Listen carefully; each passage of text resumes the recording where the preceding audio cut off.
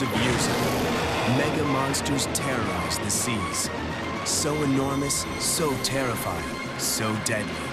Even the great dinosaurs were no match for these super beasts from the deep. Now, the Discovery Channel and zoologist Nigel Marven are blasting off on the fantasy expedition of all time, to the beginning of time, long before the Earth was fit for human habitation. Explore the ancient world and come face to face with creatures too horrible to imagine. On a countdown to the 7 deadliest seas and meanest monsters of all time.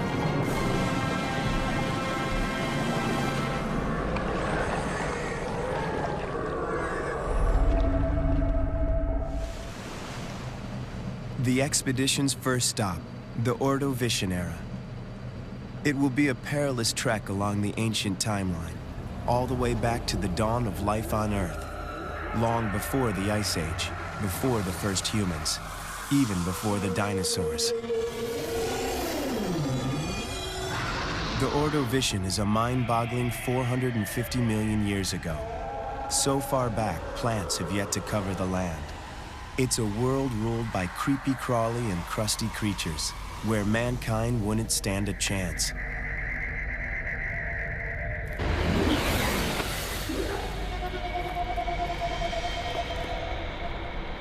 Welcome to New York City, or what will one day become New York City.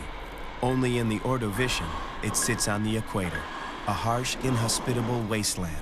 With so little oxygen, humans would need a special air mix to survive. Just look around and you can see why the atmosphere is so different. There's no life at all on the land. There's no insects in the air. There's not even worms in the ground. And most crucially of all, there's no plants. There's not a speck of green.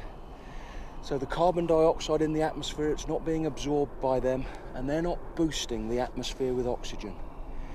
But it's a different story out there in the sea. There's been life there for hundreds of millions of years. And you can take it from me, evolution has produced some real monsters.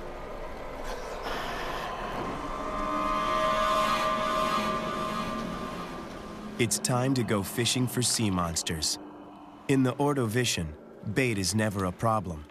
With no land animals to gobble up the critters the sea spits out, the beaches are littered with all kinds of rotting organisms. An armor-plated fish.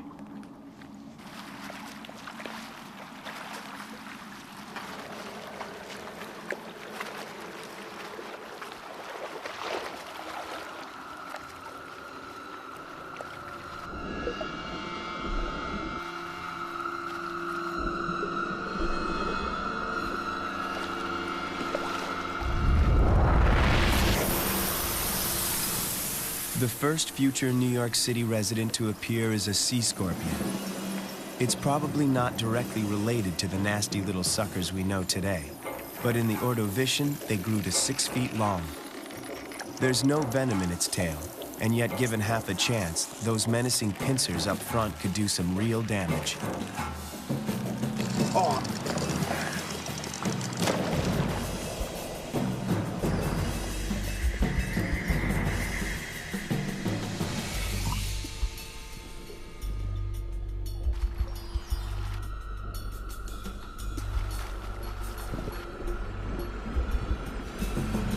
Ah!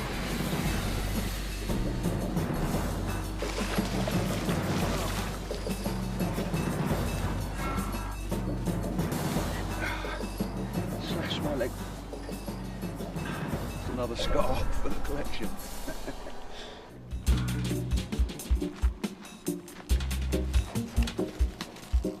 As I found out, those sea scorpions are pretty fearsome. But there's much bigger sea monsters out there. The sea scorpions, they're not the top predators. But to see the real big ones, I need a little more than a fish on a stick. I'm going to try with this. It looks a bit like a giant woodlouse, but of course, it's a trilobite. There's no relatives of this alive in the 21st century. There's up to 15,000 species. They range in size from a really tiny one, 1 millimetre in length, to this big one. This is about as big as they get. And I need one like this because I'm going to use this like a fisherman with a fly, and I'm going to try to attract a much bigger catch. And all I need to do is to insert this camera into the carcass, and if you're squeamish, look away now, because what I've got to do is pop out the eye of this trilobite. There we go. Oh.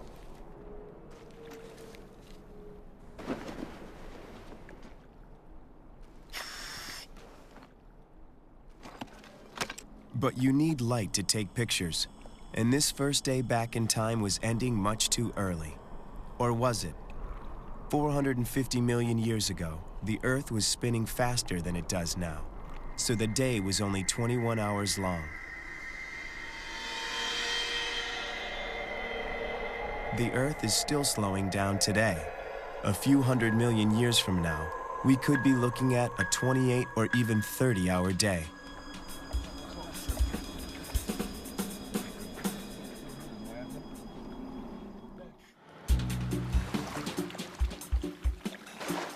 This was the day that I was hoping to get my first dive with a sea monster.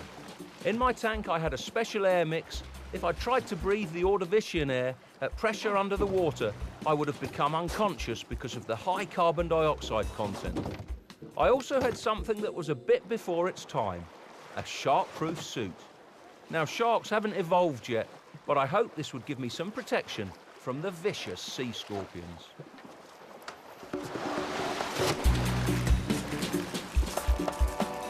The chemistry of the water would have been very similar to our oceans today. The temperature, a balmy 75 degrees. I knew the bigger predators would be out in deeper water, so I ventured out into the middle of the bay. Doesn't look very appetizing, but for the predators around here, this should be a tasty snack. And I'm hoping that camera is going to catch the moment when a monstrous predator tries to snaffle this up.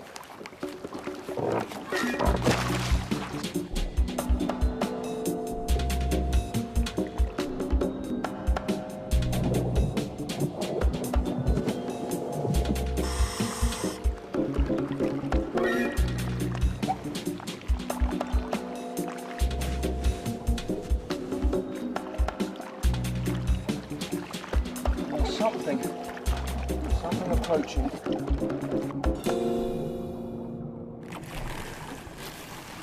It's a sea scorpion. They obviously like trilobites.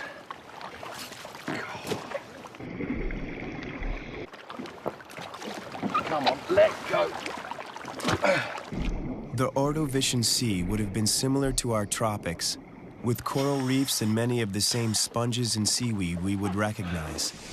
But the fish couldn't be more different. Smaller, no teeth, and mostly living on the sea floor, sucking up mud. It was late afternoon before the fish started to bite. There's something interesting there, and it is much bigger than a sea scorpion.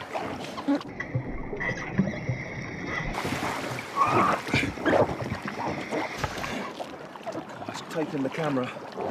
That's the end of the trilobite cam. I have got to see what that is.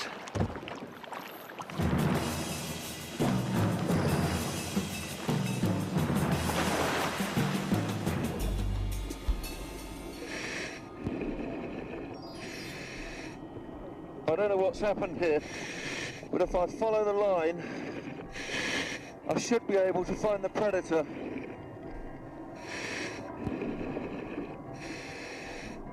The camera's not at the end, which probably means that the predator isn't far away. This is intriguing. I don't know what's going on. I don't know why they're all gathering, but first there was one sea scorpion, then there was another, then another, then another. And now they are all around me. There's a whole carpet of them moving along the sea floor. They're whizzing past my head. They're all heading in one direction. And there it is. It's an orthocone.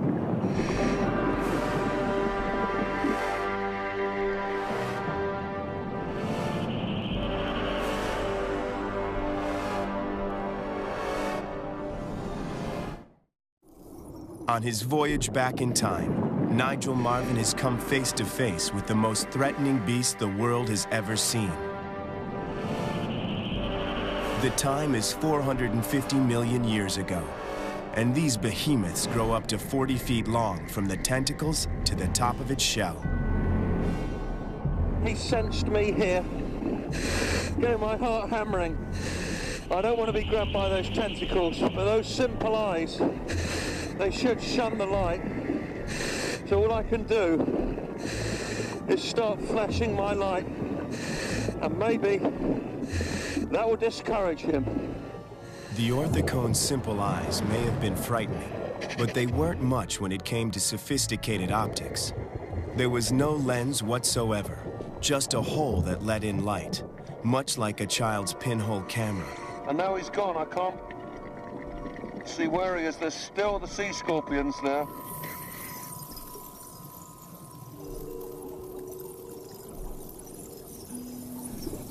Ah! There's the Orthocone. And it's spotted one of the sea scorpions.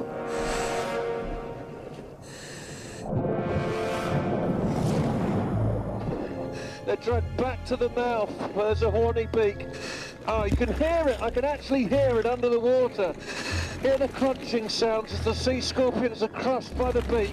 It's likely that orthocones spend most of their lives in deep water, where little light penetrates, so they've never had good eyesight.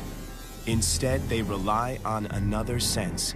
They actually smell out their prey and then simply crush it to bits. The Orthocone, that really is the top predator of Ordovician times. They had no competition and would have fed on pretty much anything they came across, from sea scorpions and trilobites to smaller orthocones and whatever fish might swim by. And I am hitching a ride on the back of an Orthocone. Hey! The deeper Nigel rode, the gloomier and more menacing his free ride became. Eventually, he decided the Orthocone had reached his stop. It was definitely time to get off. Thanks, Orthocone, thanks for the ride.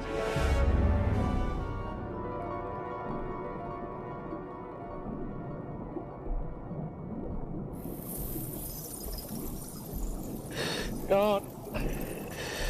Get off!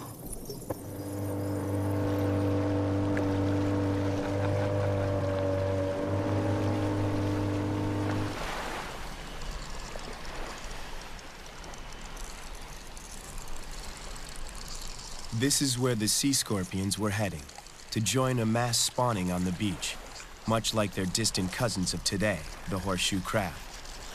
It's a full moon and one of the highest tides of the year. Their eggs are protected in the sand until the next high tide washes the young larvae back out to sea.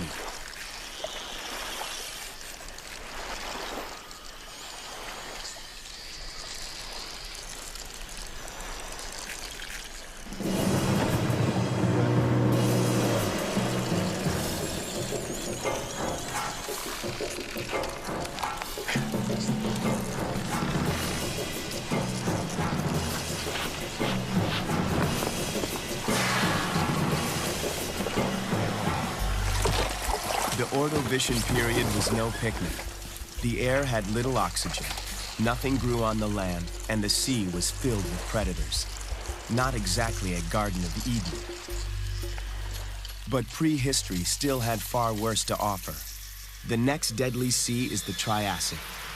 To get there, Nigel would have to travel halfway forward again toward the 21st century, to 230 million years BC. It's a time when reptiles are taking over the oceans, and the first dinosaurs are only just beginning to appear.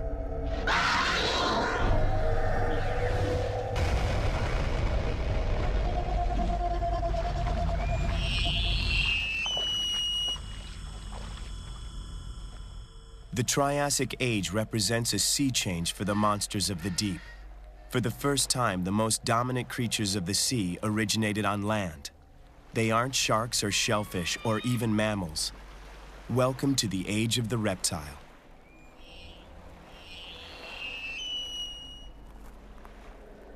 In 230 million years, this would be the middle of the Swiss Alps. For now, the Earth was still made up of only one giant continent and one enormous sea.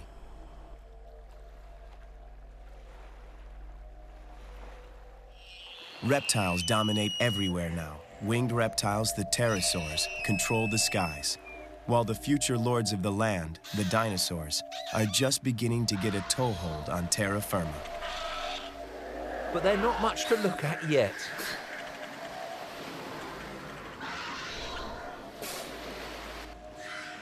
Of course, I was here to explore life in the sea, home to the largest Triassic reptiles of them all. Fortunately, sea reptiles are easy enough to spot because they have to come up for air. My first sighting was a nothosaur. While Nothosaur would have had no trouble killing a man, it likely wouldn't bother, preferring a diet of fish and smaller marine reptiles. And yet there were larger reptiles in the ocean at the time that would have gladly torn Nigel to shreds.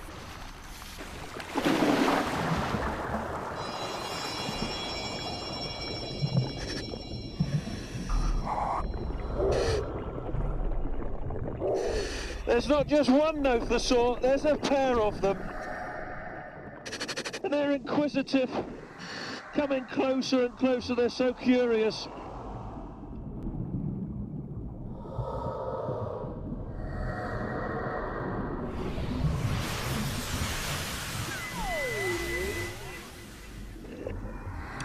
You don't know how they're going to react. And I'm glad I've got this electric prod in case they become just too inquisitive. But at the moment, they're just curious, circling around me. They've got a mouth full of teeth like razors, they're interlocking. That would seem to me to be the perfect fish trap. None of the major predators of the age have any relatives in the 21st centuries, although Nothosaurus is considered closest to a sea lion in its habits and behavior. And yet a Triassic ocean would be quite familiar to us in the 21st century. Apart from the marine reptiles, there were modern fish, including sharks, just not turtles or whales or dolphins. Nothosaurus can clamp their jaws closed with hydraulic force, but the muscles that open them are weak. Like all sea reptiles, they breathe air.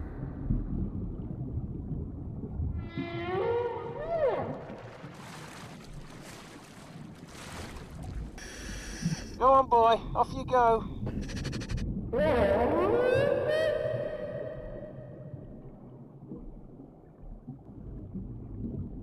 Also lurking in Triassic waters was one of the most preposterous creatures that ever lived, Tanystrophus.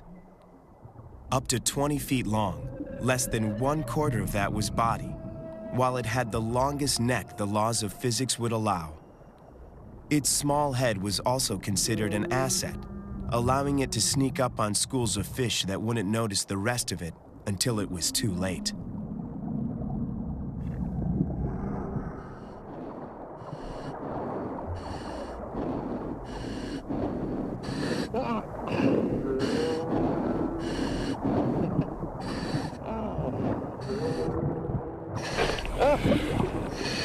Dropped its tail. This has happened to me many times when I was a little kid catching lizards. They do this as well. And this is an insurance policy. If they're attacked by a predator, the predator's distracted by the tail and the creature can escape. And like lizards, he'll grow the tail again. And it shouldn't do him much harm. Look, he's swimming away perfectly there. Golly, this tail is spasming so much. I can hardly hold on to it. Wow, where did that come from? I think it's a Cymbospondylus, one of that great group of marine reptiles, the ichthyosaurs. Cymbospondylus, meaning boat vertebrae, evolved in a variety of forms and stuck around for another 100 million years. It was one of the largest of the ichthyosaurs and ruled the Triassic seas, often growing to 30 feet in length. While not exactly graceful, One powerful blast of its mighty tail would propel a sudden burst of speed, normally enough to keep up with faster prey. Standard diet for a Cymbospondylus included cephalopods, fish, and other marine reptiles. God, my heart's hammering. That lunge at me, that was a warning shot. That's really up the ante on this dive. I need the electric prod now. And he's coming again. He's coming in again. And I'm going to use it.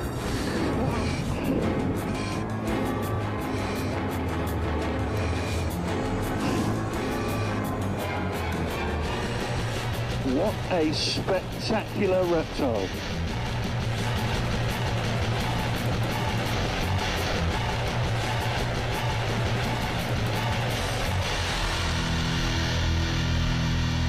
On the move again, deeper into the pass, to the Devonian Age, about 360 million years ago. The monsters here would make a rhino seem thin-skinned.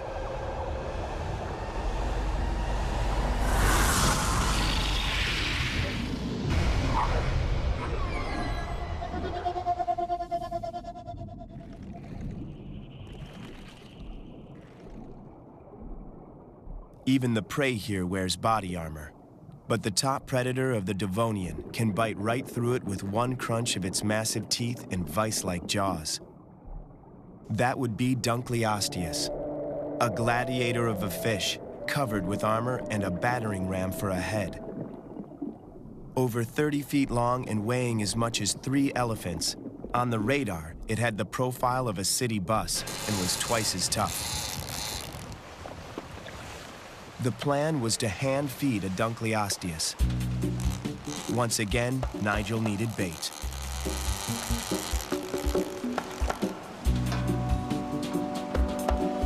Nigel would be rattling around inside a steel sphere. The hope was that even Dunkleosteus couldn't get his massive jaws around the steel sphere.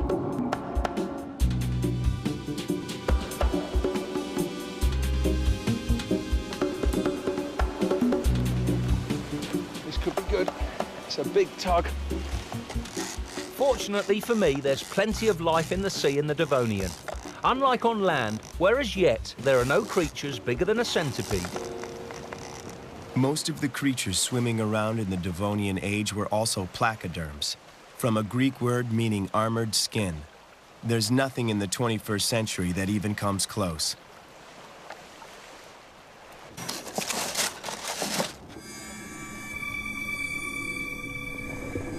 This is where you feel at your most vulnerable, actually swimming into the cage with a great chunk of bait.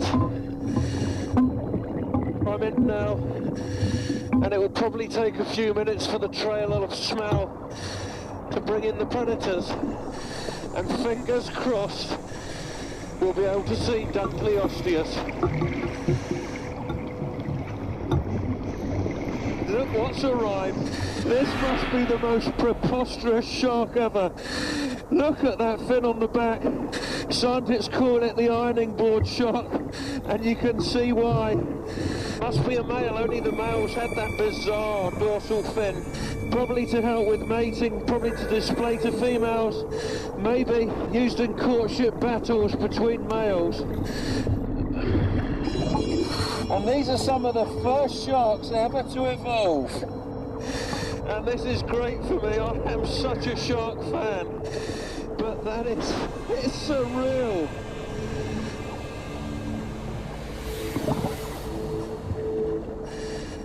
He's been spooked by something. It's a Dunkleosteus. It must have smelt the bait. This is what we came for. And it's coming straight towards us. See that really thick protective armour on the head there? Over 2 inches thick. Only the first third of the body's covered with that. Look at that. For anyone swimming 360 million years ago, Dunkleosteus was the creature you most wanted to avoid, like a great white today. Roughly the size of a killer whale, it was the super predator of its day, with 2 razor-sharp shearing plates instead of teeth that cut like scissors. Anything caught between them would be instantly sliced in two.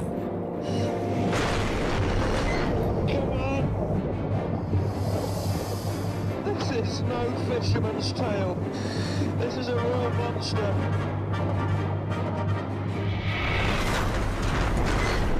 This is getting a little scary now. Okay. This is getting serious. He really walloped the cage then. The bars over here, they've been dented. He's coming in again, he's fast this time.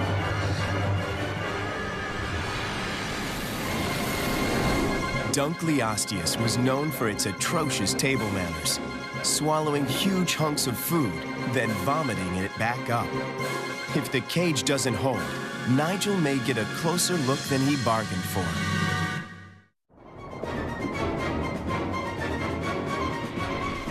This is the third stop on zoologist Nigel Marven's trek through the 7 deadliest seas of the ancient world.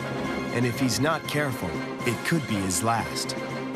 It's 360 million years ago, in the Devonian Age, and he's about to go toe-to-toe with the greatest predator of the day, the armor-plated Dunkley Osteus.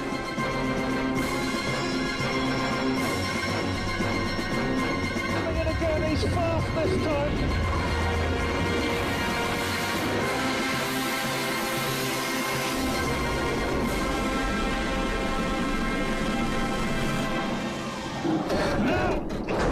Slam the cage again. Seriously, he really walloped the cage. Dented the bars there. He really wants this bait. Look at that, he's coming closer. Oh, God! Nearly wrenched my arm out of the socket. And it is chomping through that. Slicing through it, chainmail and all. There's a little Dunkley Osteus here, right underneath me. He's looking for little tidbits. These armoured fish, they flourished for around 50 million years, then all of them became extinct. Wow! Oh, wow! Listen to that. It makes you shudder. The big predator is crunching through that juvenile, crunching through the plates. Like some super predators today, Dunkley Osteus was suspected of cannibalism, even as part of the mating ritual. And as for its table manners, believe it or not, this is normal behaviour. The Dunkley Osteus isn't being sick, but a fish like this that feeds on armoured food needs to get rid of the indigestible bits, and it's regurgitated the bits of fish armour, and in this case the chainmail, and this is perfectly normal. the Devonian was a violent age. Even though placoderms were well protected, nothing could save them once Dunkley Osteus began licking his chops. The excursion treks forward again along the timeline, landing just 36 million years ago, right about midway between the extinction of the dinosaurs and modern day. It's the Eocene Age, the fourth most dangerous sea of all time, and home of the most ferocious sea mammal that ever lived.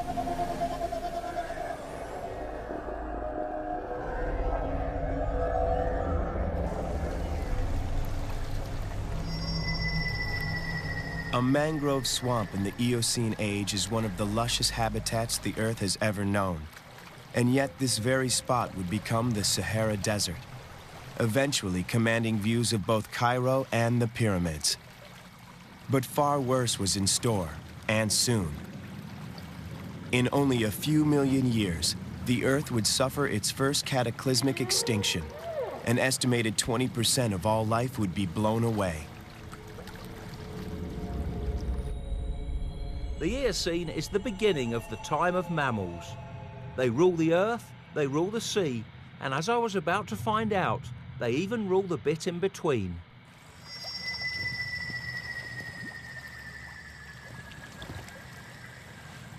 These look really promising. Look, the feet have splayed out just like a camel's to support the weight, spread the weight so they don't sink into the sand.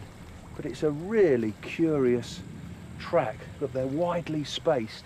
Most animals, when they walk, it's 1 foot in front of the other. It's almost like this animal swings the weight of its body from side to side as it's walking along. This is really weird. So it must be a big, big animal that waddles along. Let me see if I can...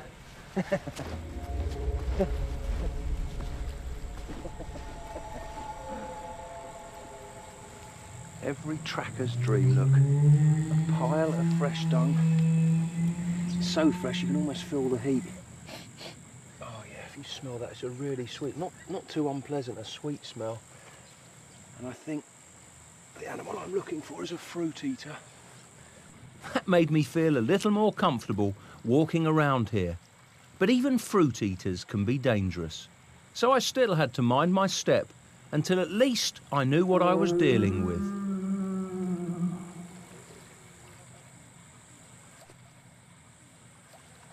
Come on. Keep quiet. It's the only animal that waddles like that. It is a surreal creature with a funny name. It's called an Arsinoitherium. These creatures have extraordinary horns. You can tell this is a male because they splay out. The females, they're much more vertical. And this is what he uses for defence and for fighting. You've got disadvantages to look. He's looking at me now, but he can't look because the horns are actually covering his eyes. He knows we're here, but he's not approaching or anything, not running away. He's edgy, but I really want to get a closer look.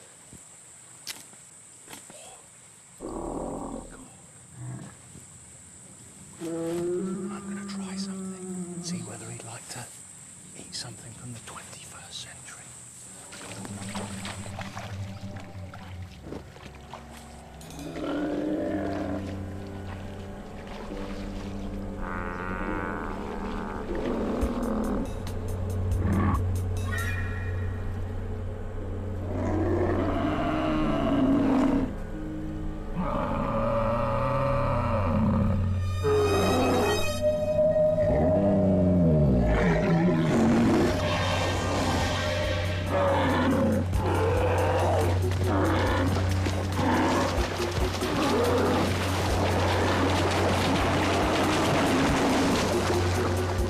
Arsinoitherium might look like a rhino, but he's actually an elephant's distant cousin. And yet he lives like a hippo, on land and in the sea.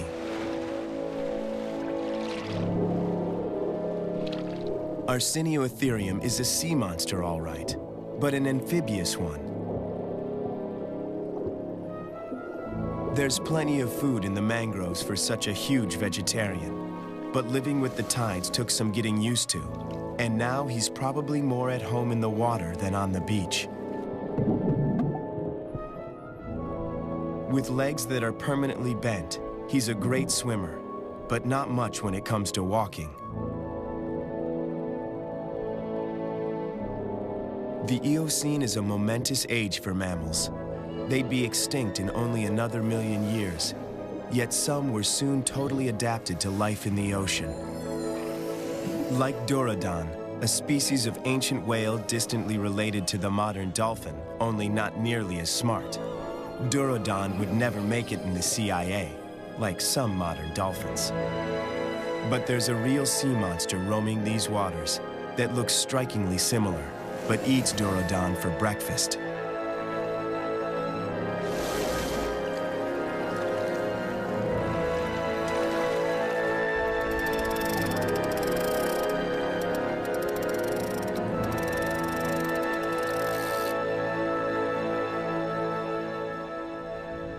We're sailing right here in the middle of the Tethys Sea, which runs between Europe and Africa. This is a pretty unfamiliar map because it's not like this in the 21st century. This sea closes up and dries up, and we're actually sailing over what will become the Sahara Desert. Somewhere in these waters, there's a killer waiting to test ancient brute force against 21st century technology.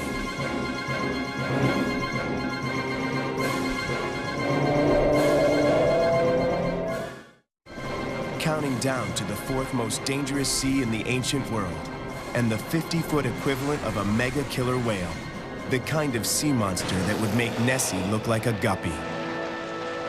Basilosaurus is the largest and most dangerous predator in the Eocene Sea. Drop the anchor!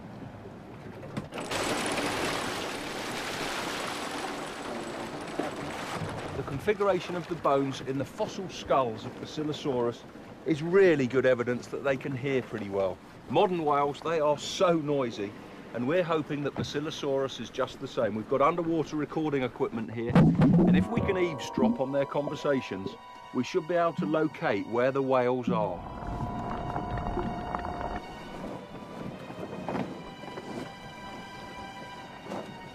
Nigel. We've got something there. Oh, that is spooky. It's definitely a whale. Definitely. And maybe we found Basilosaurus.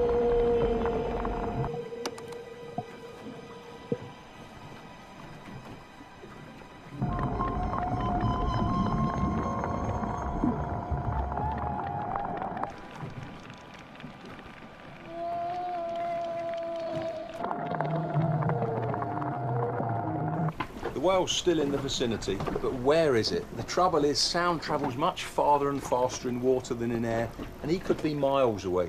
So what we need to do is try to entice him to us. That sound, that eerie sound that you're hearing, that's what we recorded earlier, that's his calls, but we're playing them right out into the ocean with a massive speaker, and hopefully he'll think there's another whale in his territory and come towards us. Scientists have tried this with modern whales with mixed success, but it was the best hope we had of bringing in a Basilosaurus. Getting louder, as loud as it's ever been.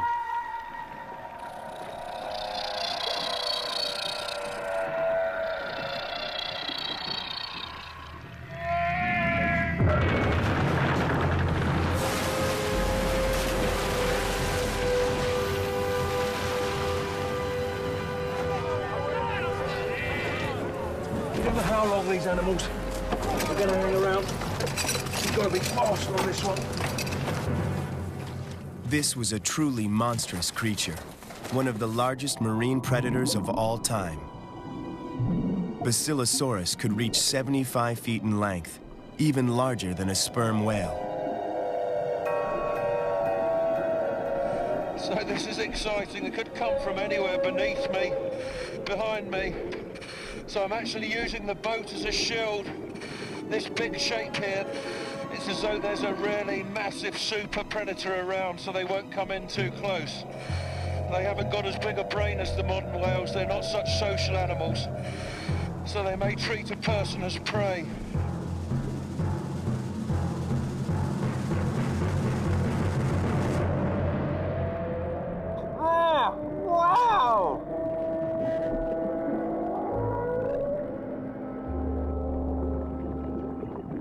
Basilosaurus was most definitely a whale, but in these warm waters, it didn't need the tons of blubber like its modern descendants.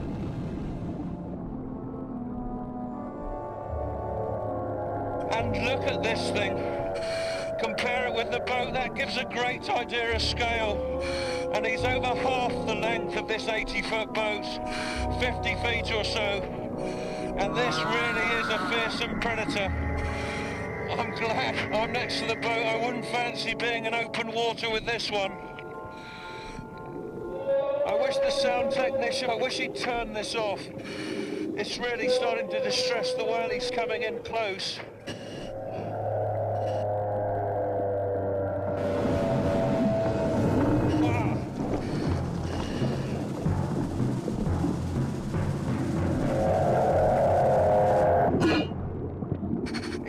Bitten the speaker off. He's shaking it like a terrier, shaking a rat. So we've lost our speaker, but it doesn't matter. We had a really brilliant view of a Basilosaurus. The Eocene age is home to monsters from the fourth most dangerous sea of all time. But that will change as the continents drift and cold waters flow into tropical seas. And the great mass extinction to come will claim the mighty Basilosaurus II. On the move again, from the Eocene forward to the Pliocene, when our earliest ancestors were just starting to walk upright, and sharks, the creatures of our worst nightmares, were even bigger and more dangerous than they are today. This time, we're hunting the largest shark that ever lived. We're in Peru, right on the rim of the Pacific Ocean. And living out there, there's something terrifying. So if you're afraid of sharks, you'll be a gibbering wreck when you see what we're going to try next. Look, the most famous jaws in history are great white sharks. I've swum with those in the open ocean, but they're minnows in comparison to the prehistoric shark I'm hoping to meet, Megalodon, the biggest carnivorous fish that's ever lived. That name, Megalodon, what it means big tooth. And I don't think I need to explain why.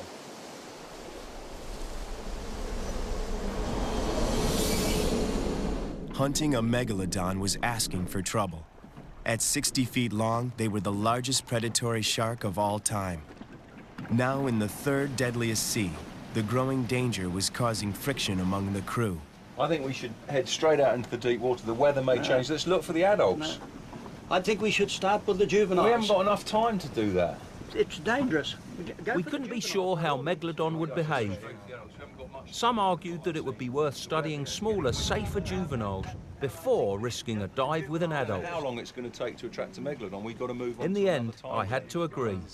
I'll do one dive with the juveniles, and then I think we ought to head out into the drop-off and try to find the adults. Diving with sharks is like buying real estate. Location is everything. Like young great whites, juvenile megalodons prefer the shallow water, away from the grown-ups, but near their favorite prey.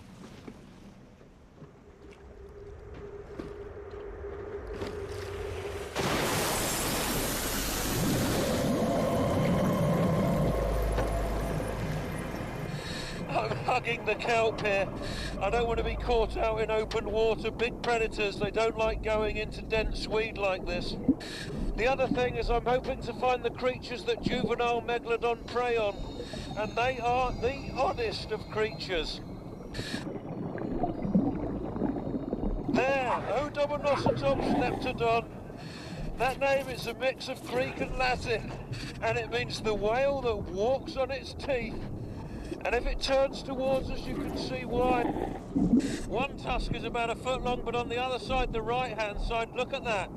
It's about 3 feet long, and the males probably use those for jousting with each other in the breeding season, just like narwhals. Slurping sounds, they are superb. Flipping heck, look!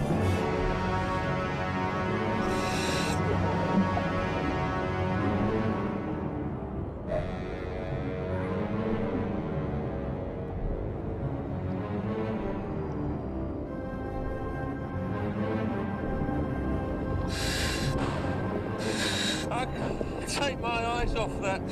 The biggest great white shark ever was just over 20 feet long. That thing, it must be just 3 years old, and that's that size already. And a fully grown megalodon would be 3 times the size of a great white. They'd seen juvenile megalodons, but didn't know enough about them yet to feel safe in the water nearby. Rather than wait for an attack, the plan was to provoke one.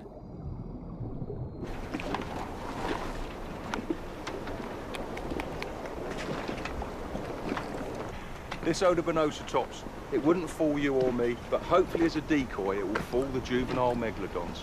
If they're anything like great whites, when they see this in silhouette at the surface, they should come up to investigate, and it will enable us to learn a bit more about them.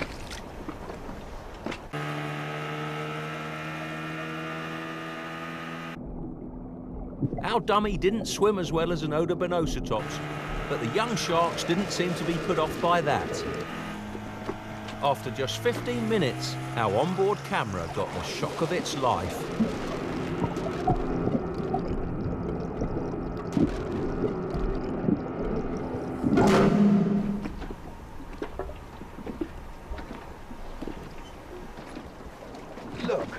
what's happened to the decoy. Did it hit it from below? Straight up from underneath. You can see the damage that was done here. It seems that Megalodon has one of the same hunting techniques as great white sharks. What they do, they can't afford to be injured by their prey. They sneak up from below, make a devastating attack, and the power of that big fish, well, look what it's done to this decoy. This is obviously weaker than a real animal, real sinew and muscle, so that's why it smashed it in two. But if this was a real animal, it would of course bleed to death. Then the shark would come in when it was really weak and then make the final coup de grace.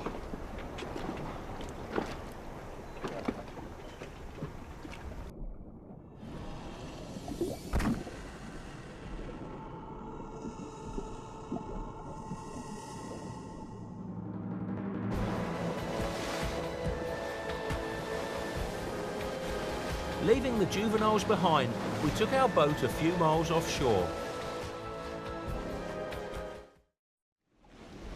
The Pliocene Age, as recent as 4 million years ago, and the third most dangerous sea of all time.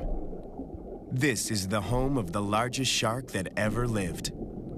The search for Megalodon will take them further out to sea, an area jam-packed with marine life. All of it potential prey for the ultimate predator in these waters. Anyone who's tried to get close to sharks knows this eye-watering stench. It's the smell of chum. That's a mix of fish blood, fish oil, bits of fish pieces. What we're going to do is throw that over the side. There'll be a trail of odour which will go for miles in the current. A Megalodon will smell that and start zigzagging towards the boat. When it gets close, we've also got this amazing delicacy for it, a great big bag of fish chunks, and that should entice it and keep it around the boat. And if they do come, what we've got here is Shark Cam. There's a little camera inside this. We want to get an insight into the world of the Megalodon. I've got to get close enough to attach it to the base of the massive dorsal fin of a Megalodon. It won't hurt the shark. This will dissolve in a couple of days. The camera will pop up to the surface, and then we'll find it and hopefully get some insight into the behaviour of the wild Megalodon.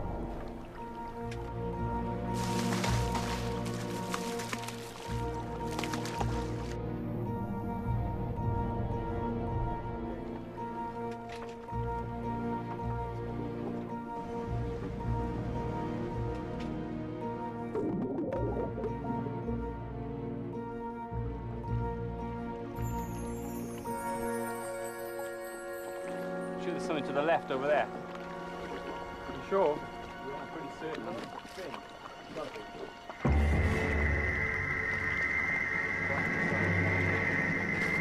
Given its size, this fin could only belong to a full-grown Megalodon.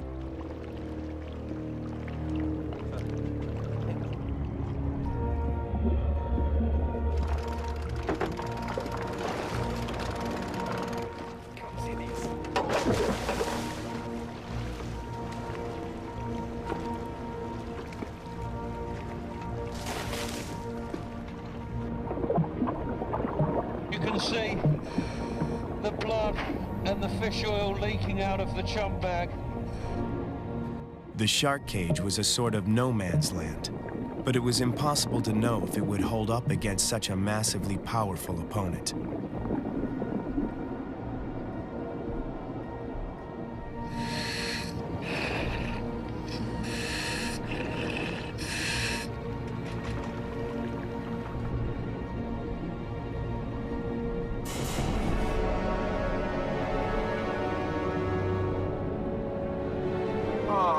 Oh, my word.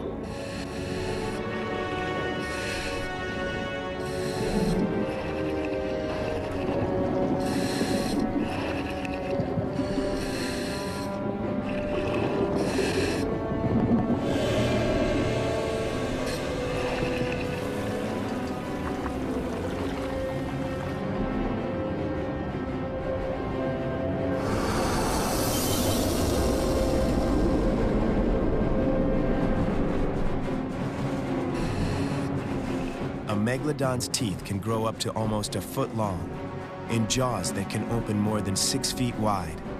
Fossils have been found with Megalodon teeth dug deep into whalebone.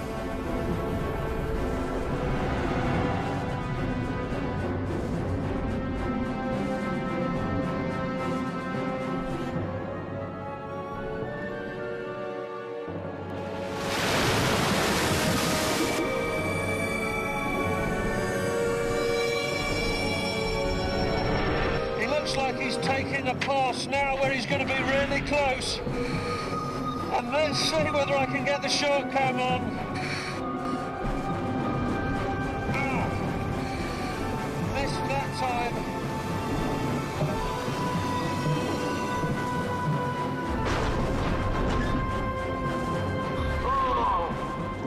I just had to get the camera on the fin.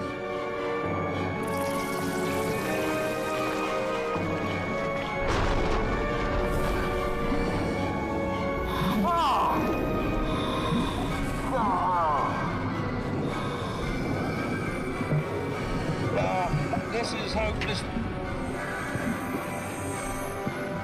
This was turning out to be much harder than I'd imagined. The fin was just too high.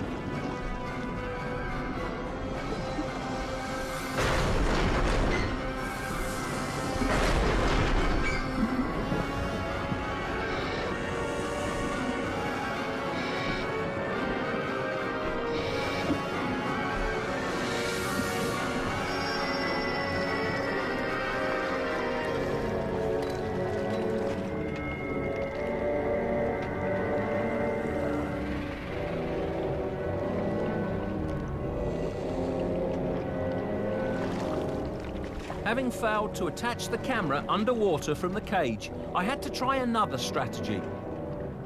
This time from above the water.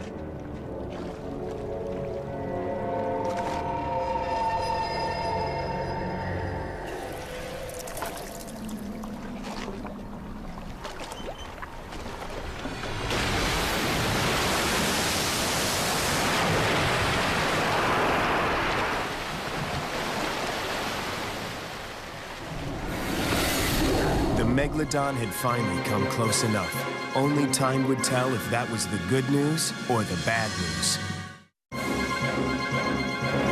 It's been a long, strange trip for zoologist Nigel Marven as he counts down the 7 most deadly seas of the ancient world. Traveling along a timeline back to the Earth's earliest days, he's faced off against 5 of the most formidable sea monsters that ever lived, with 2 to go. But only if he can get past Megalodon, the largest known predatory shark of all time.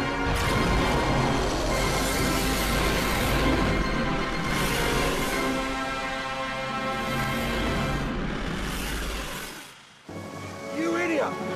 Don't move that chump bag till you can see the shark! Winch it up quick!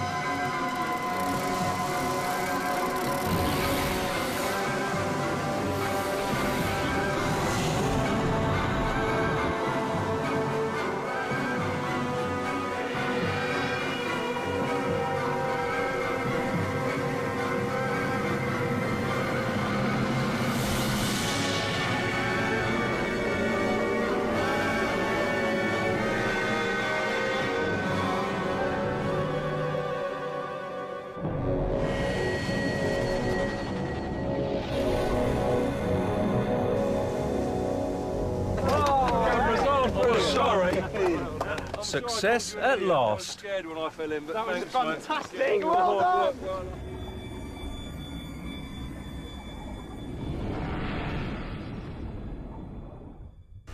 The camera was designed to break away from the shark and pop up to the surface. A few days later, they pick up the signal. There it is, look, just ahead of us. Come on. We should have a precious and unique cargo. The camera seems okay, there's no damage here. A bit of shark fin. So what's happened is either rubbed this off on rocks on the bottom or something. I just hope it was on long enough to get some really great footage.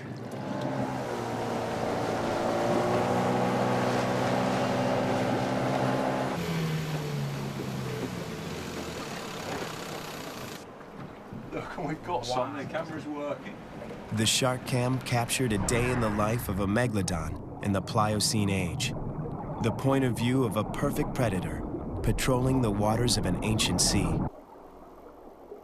It's a silhouette there, look. Whether it's an Odobonoceratops or whatever. You see that?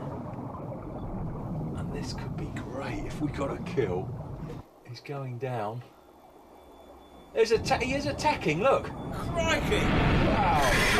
Oh, look. See that again. The footage we got with the shark cam, it's better than I could have ever hoped. It is so unique. Just watch this. The shark, it's down below. There's a shape up there. It's not an Odobonoceratops. It's actually a species of whale. The shark's gone down so it can get more momentum when it attacks. It's accelerating now. And the violence of this impact, look at that. A cloud of blood, that's what knocked the camera off. This is extraordinary. It's a species of shark that actually attacks living whales, and pretty big ones at that.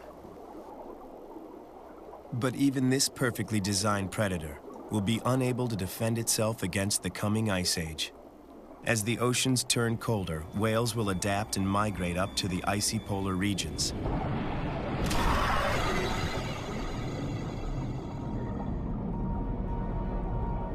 While Megalodon, without the whale's protective blubber, will be forced to stay in the warmer water around the equator, and deprived of its prey, will be starved into extinction.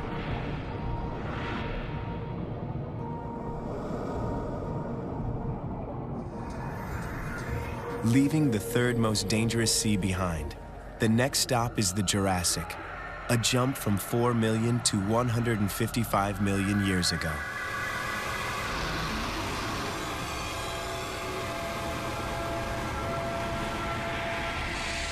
The Jurassic is the dinosaurs' heyday, and home to some of the most colossal creatures the world has ever known.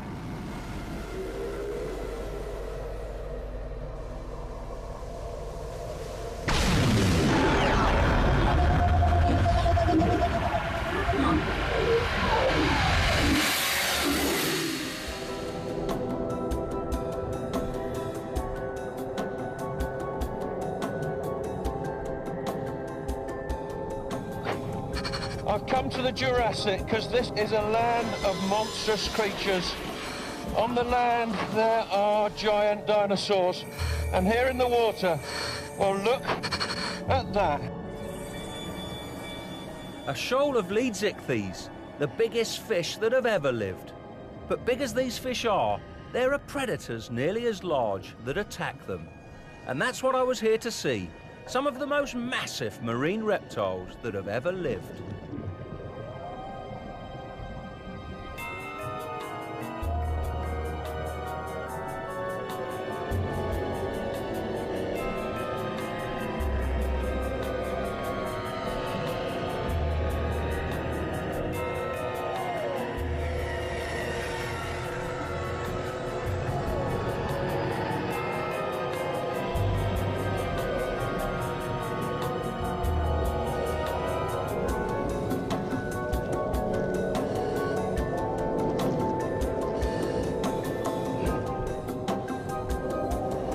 These shoals of giants are sustained by the tiniest creatures that live in the sea. What they do is they filter out any tiny plankton, any small animals floating in the ocean.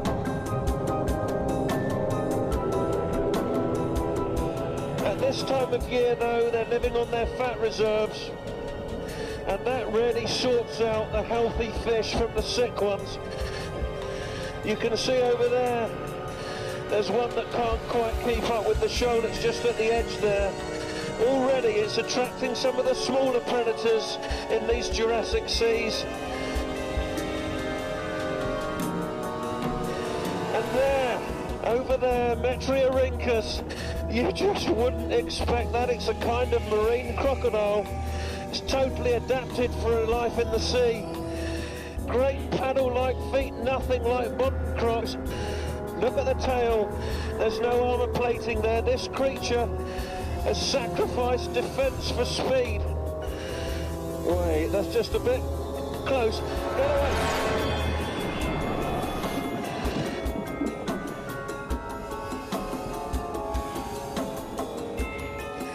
Look at that. Below me, it's a most bizarre shark called Hippodus. See those strange horns on the top of its head? And it's going in to feast now. Look at it twisting to get a chunk of flesh. And oh, you feel sorry for the Leeds ichthyes. They're actually eating it alive.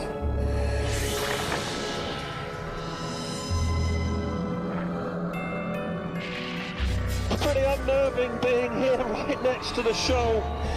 You've got to worry about sharks, marine crocodiles, and I haven't even seen the really massive reptile I've come here for. But I wouldn't have long to wait. No large predators on the first dive, but there's certainly potential prey. This is the injured Leeds ichthyes that we saw. We're tracking it with an acoustic tracking device, sending sound into the water. It's bouncing back off the injured fish.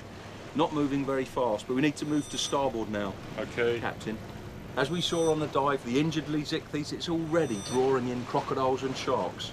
And before long, something much bigger, it's bound to come in.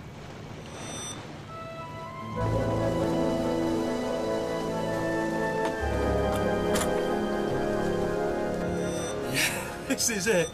Look, 4 flippers, that short compact neck. It's approaching the Leeds ichthyes. It's nearly as big. That is colossal, and I'm sure this is Lipleurodon. It's the biggest carnivorous reptile ever, and it is closing down on the Leeds ichthyes. We've got to get this. Peter, can you get the polecat, mate? Quick as you can. It's pretty deep. I'll go and look on the monitor, see if I can guide you. Move to the left a bit, mate. Just a bit further, a bit deeper. Just as I thought, it's a Lipleurodon. Look at those flippers. It's really had a go at the Leeds ichthyes. It's not moving a fin. It must be dead now. We've scared it. It's disappearing into the murk, Pete. This is fantastic. Well done, mate. Those Lipleurodon are awe-inspiring sea monsters, and it'd be such a thrill to see them under the water. But of course, I'd need some protection, and the technicians and I have come up with this. This is a smell suit. Lipleurodon, they've got a really acute sense of smell, and we're going to use that to protect me. What we do is put a bottle on here, a bottle of noxious chemical, and if the Lipleurodon get too close, if things get a little hairy, I'll switch on this valve. There'll be an explosion of chemicals into the water. The chemical we're using is called putrescine. That's basically essence of rotting reptile flesh, and hopefully that will keep them away from me. So why did we decide on putrescine? Have a look at this. We did some field trials with young Lipleurodon in shallow water. We put the smell suit around a dummy, weighted it down, put it on the bottom, and you can see they're putting squid right in the suit. And that's to actually get the Lipleurodon excited, try to get a feeding frenzy, and see how they'll react to the smell suit. And now it was a matter of waiting. In the first experiment, inside the smell suit, there was a chemical deterrent that keeps sharks away, and we wanted to see what would happen with these reptiles. They're very, very curious about these squid. See the release of the chemical there? Absolutely no effect at all. You'd have had your head bitten off if you'd been wearing that. The next experiment, we filled the smell suit with putrescine. And let's see what happens here. There's still squid on the dummy. They know it's not a danger to them. Here they come. Here come the Lipleurodon. See that? The putresine's released. Another one comes in, mouth open, just gives it a whack. I hope it doesn't whack me like that. But hopefully that will give me some protection when I go in with the adults.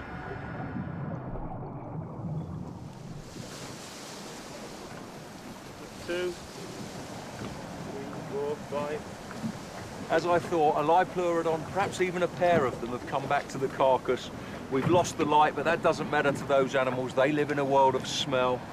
We've got light so we can see. It's going to be spooky down there, though.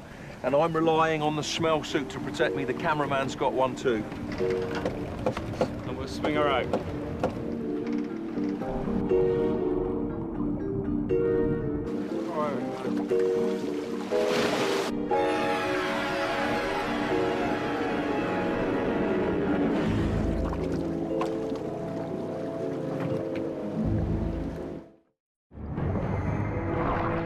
It's dinner time in the second most dangerous sea. 155 million years ago, the diver's prey, the mightiest aquatic predator of all time, is in the mood for seafood. That's enormous! Well, I am so glad the film camera's here. Nobody would believe me back at home.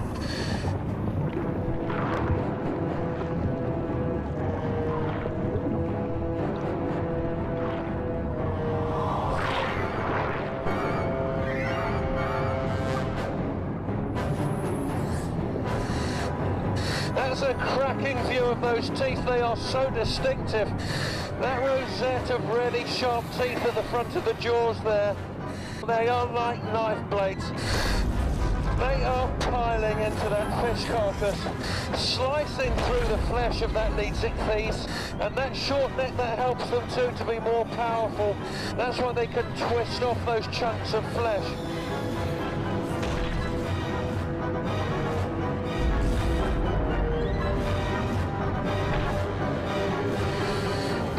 To do, they're not paying any attention to me. That food is really keeping them occupied.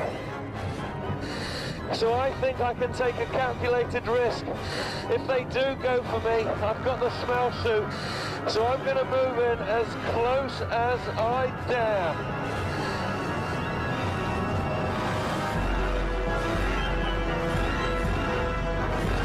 I am just 20 feet away from a feeding frenzy of some really ferocious sea reptiles, but I am petrified watching this.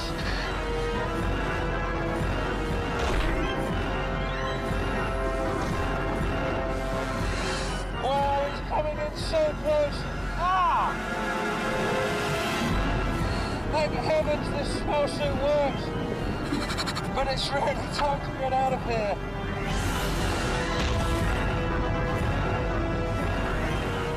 Hold on, Nigel. You're not finished yet.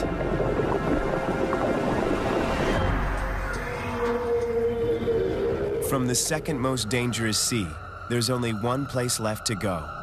It's called Hell's Aquarium, a relatively short hop forward again from the Jurassic to 75 million years ago. It won't be long before a giant meteor plunges to Earth, marking the end of the dinosaurs. But first, the mother of all close encounters in the most deadly sea of all time.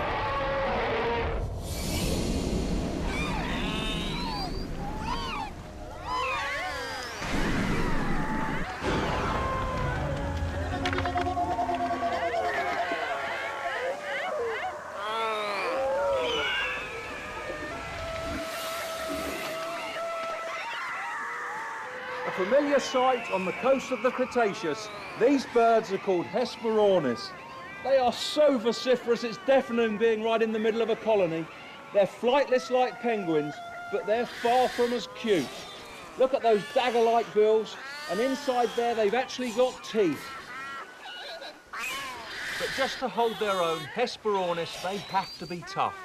They're around at a time when there are truly awe-inspiring predators.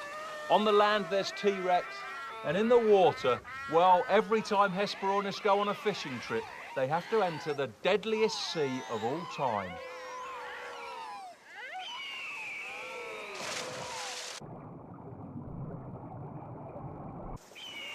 So why is this sea more deadly than the others?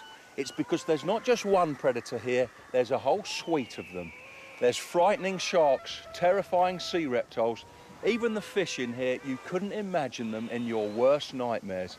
I call this Hell's Aquarium. It's so jam-packed with killers.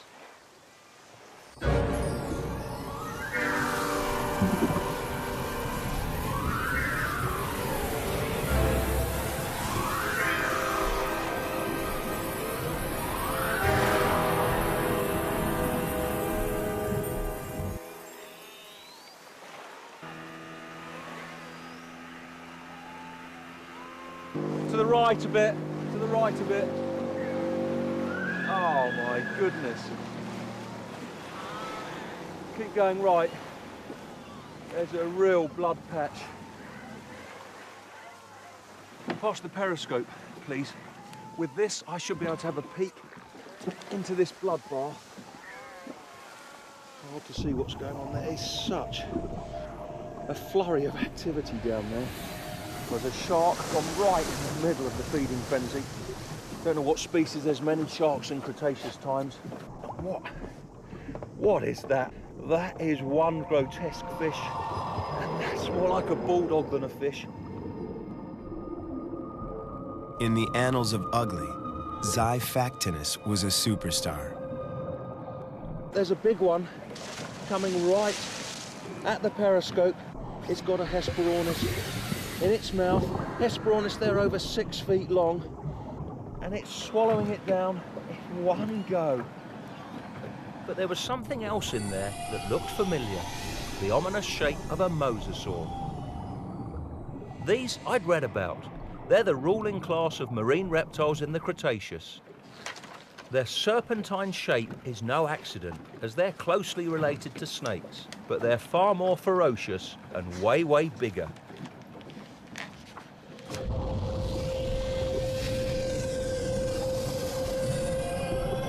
This species near the coast is just a tiddler, a mere 10 feet long, but offshore lurk 60-foot giants. And that's where we were heading.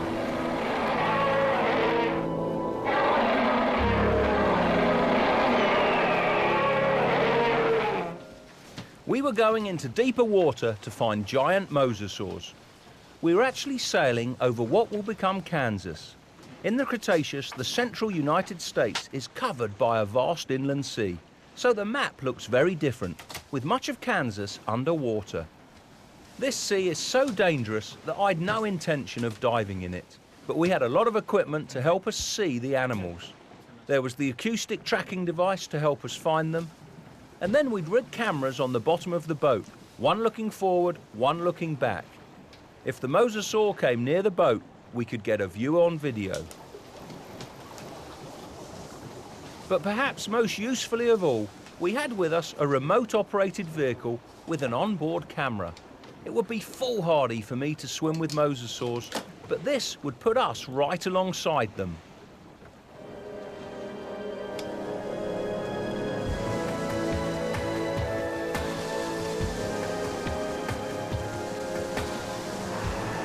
Everyone's worst nightmare, a flying reptile. It's called a pteranodon. And now there is no place that is truly safe, not even the boat. Then again, neither are they. They catch fish in these waters, but in the age of sea monsters, fish also catch them.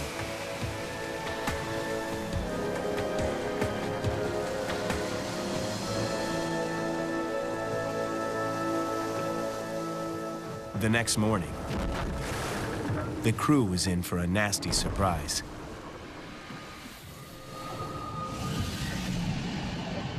We'd hit something with a tremendous clunk. It was the body of a turtle, but like no turtle alive in the 21st century. It was huge. It looked like an archelon, an ancient species over 2 tons in weight. This one had been bitten in 2. Now we must have been in giant mosasaur country, because nothing else could have done damage like this. Even after seeing what it did to the archelon, they're still determined to meet up with the top predator in the most dangerous sea of all time.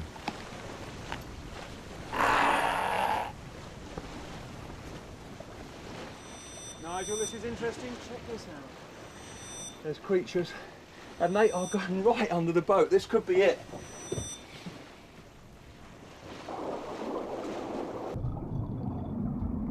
It's not a giant mosasaur. These are some of the most exciting of sea reptiles. I've always wanted to see these. Elasmosaurus, that was the front camera. And this is the camera facing backwards. Look what they're doing. They're riding our bow wave. They're saving energy just like dolphins do. Maybe these are migrating or something. You stop the boat.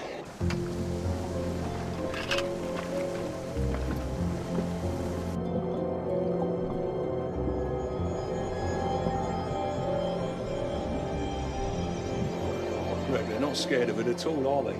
Right to the ROV. They're diving. Can you go deeper?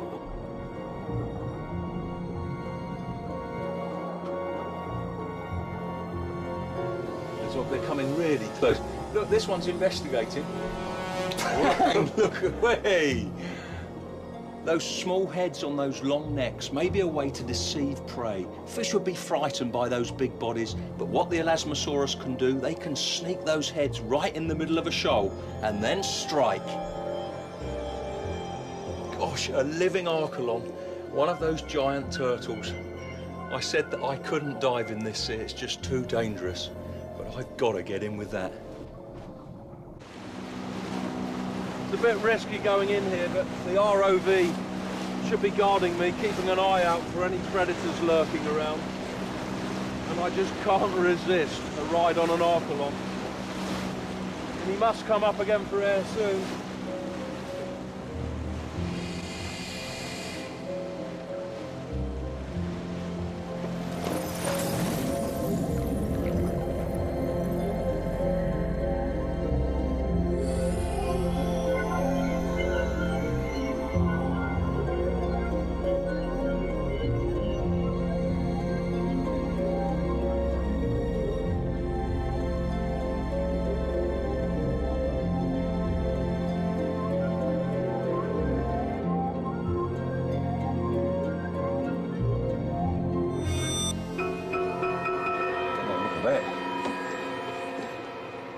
Where is it?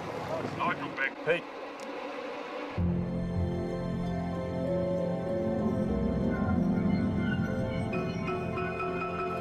Better get him out of the water. There's something big on the tracker.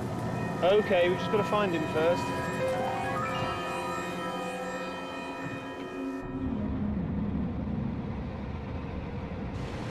We're on our way out. We've got to find Nigel. There's something down there. Quickly.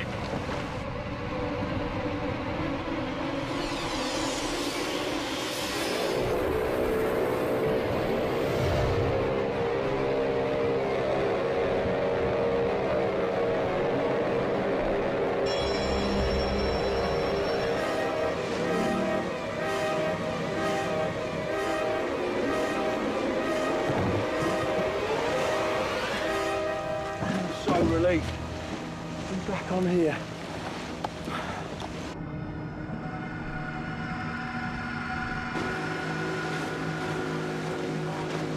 Now tell him we're coming back. Ancient Mariner. Ancient Mariner Nigel here. How was your dive, Nigel? It was a thrill to be riding the turtle, but at the end, that was scary. We're on the way back now, Captain. Okay, Nigel. Over now. The ribs, what? Can you see him on the ROV, Greg? The ROV had seen it all.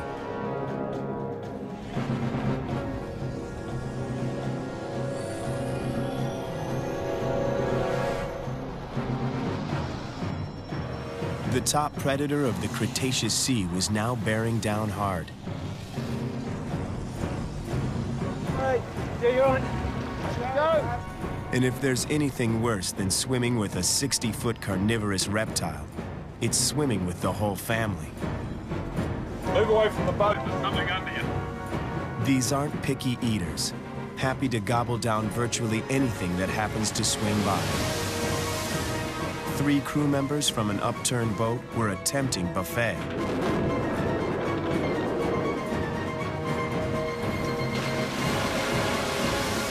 So far, they were choosing the boat.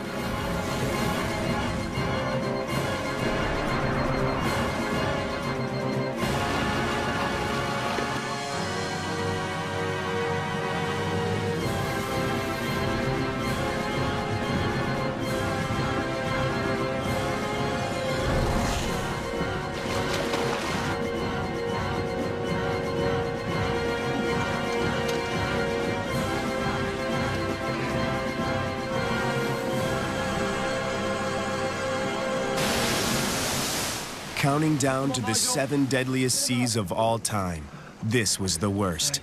Everyone okay? Yeah. And the worst was over. That shook me up. There's still blood in the water there as well. Or was it?